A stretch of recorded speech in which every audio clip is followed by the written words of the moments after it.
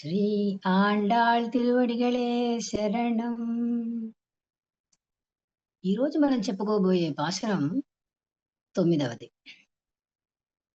ఇప్పుడు ఆండాళ్ తల్లి 4వ గోపికను తన రక్త సంబంధమైన మామ కూతురిగా భావిస్తూ ఆమెను లేపుతోందనమాట. தூமணி மாடத்து சுற்றும் விளக்கெரிய தூமணி மாடத்து சுற்றும் விளக்கெரிய தூபம் கமழ துயிலணை மேல் கண் வளரும் மாமான் மகளே மணிக்கதவம் தாழ்த்திரவாய் மாமான் மகளே மணிக்கதவம் தாழ்த்திரவாய் மாமீர் அவளை எழுப்பீரோ உன் மகள்தான் ஊமையோ அன்றி செவிடோ ஆனந்தலோ ஏம பெருந்துயில் மந்திரப்பட்டாளோ மாமாயன் மாதவன்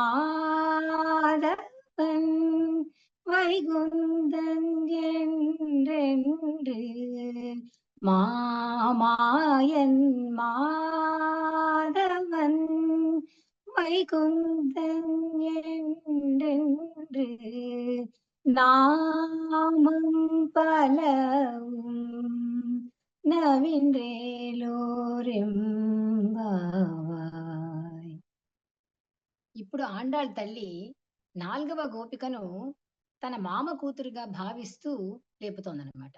ఆ బాలిక తండ్రి సంపన్నుడు. ఆమె నిద్రిస్తున్న మేడ స్వచ్ఛమైన నవరత్నాలతో పొదగబడి నిర్మించబడిన అందమైన పరిమళాలతో నిండిన మేడ. ఇది మనకు పరమాత్మకు మధ్య ఉన్న నవవిధ సంబంధాన్ని సూచిస్తే, దాని చుట్టూ కాంతులీనుతున్న దీపాలు గోపిక జ్ఞానాన్ని సూచిస్తున్నాయి. ఆమె మంచి గాఢ నిద్రని కలిగించే పరుపు మీద నిద్రపోతోంది. మామ కూతురా, మణిరత్నాల తలుపును తెరవమ్మా అని లేపుతోంది ఆండాళ్ తల్లి.